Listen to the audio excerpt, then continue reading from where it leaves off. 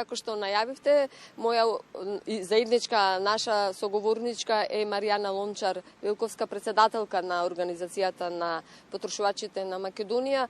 1 март и сите некако сме под страф, иако наближува пролето, може би се радуваме, не се радуваме на ценовниот шок. Колку потрошувачите ќе бидат заштитени од овие несигурни некако цени и качување, може би некоја слободна, како велиме, слободно формирање на цената кај трговците. Да, добро утро од мене, ги поздравам гледачите и екипата. Сакам да кажам дека и ние не знаеме уште какви ќе бидат ценовните разлики од замрзнатите цени до новите цени кои денес не очекуваат. Знаеме само дека некои од трговците веќе почна уште вчера да ги симнуваат, нели, овие цени кои што беа до сега важечки и гарантирана цена, нели, како што стои, и дека денеска веќе сигурно ќе бидат тргнати од рафтовите. Очекуваме дека ќе има на покачување, значи, на цените, како што изјавија и одредени, значи, наши представници од власта, дека очекуваат и тие од 5 до 10% дека ќе биде. Не знаеме, не можеме да шпекулираме, треба да се види. Меѓутоа, нас не грижи тоа што сепак се остави да се види како ќе биде, да дојдат граѓаните сепак во една неизвестност да се доведат во оваа ситуација, кога и другите цени да се гледа дека се покачени, особено за средствата за хигиена, еве да ги наведам, и па дури и детската храна и така натаму. Има доста покачување и сметаме дека со овие сите покачувања, нели, кои што се на пазарот, а во исто време цената на храната паѓа на светските пазари, дека трговците ќе имаат малце довлез да ги пресметаат цените реално и согласно нашата куповна моќ, зашто и на нив нема многу да им се исплати, нели, во големо покачување на цените, луѓето нема едноставно ќе штедат и нема да пазарат, тоа е проблемот. Може би ќе штедиме, меѓутоа за основните намирници секојдневно што ги купуваме, а ако рапидно расте цената, на вистина ќе биде тешко за граѓаните, заради иако расте платата, иако растат на некој начин пензиите, иако ама не растат толку платите колку што очекуваме дека можеби ќе порастат цените, односно сите сме во некој страх, па и ние како организација на потрошувачи апелиравме веќе дека оваа мерка требаше фактички да трае макар до изборите, она што го кажуваат за законот, нели?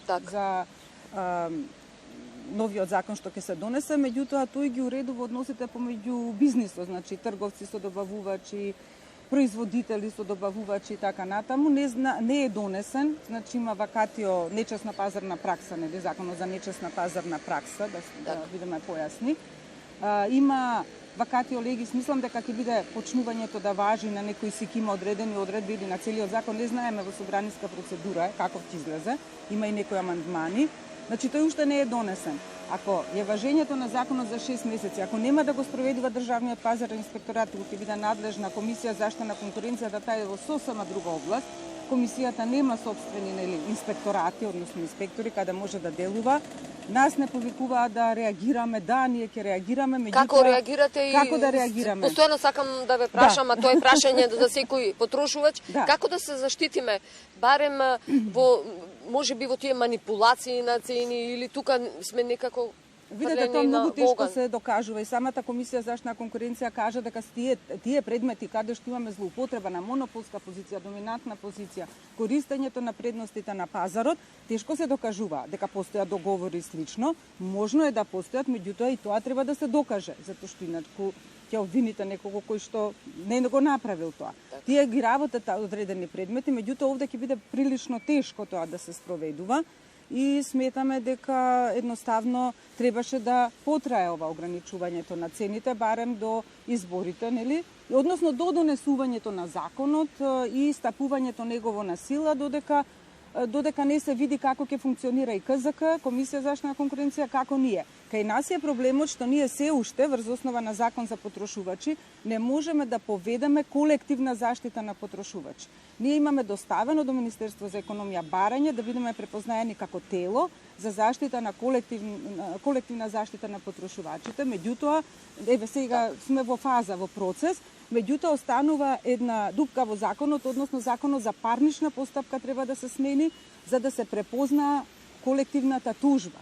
И тука ние реагираме се. Практично да има разврска на секој случај Ако многу да се почувствува и потрошувачот заштитен, доколку постои некоја малверзација. Овде се работи не само за индивидуални потрошувачи, кои ние ги застапуваме особено пред административните тела, меѓутоа овде се работи за голем број на потрошувачи кои што се оштетени од еден или двајца трговци. Некаде во другите земји на Европската унија ја усвоја таа најновата директива, фактички нова директива за представнички тужби, и ние треба таа исто да ја имплементираме. Ама треба цел еден сет на закони да се смени, зашто има влијание на многу области. Тоа е една од работите кои што треба да ги сработиме ние во рамки на усогласување на правото со Европската унија. Постапката за алтернативно решавање на спорови со таа директива за потрошувачите кои што нема да плаќаат за овие спорови, исто така не е уредена, односно има медиација, ама не е тоа исто. И да ни остават на располагање посебни механизми при судската постапка да не се плаќа за овие тужби за колективно застапување во иднина.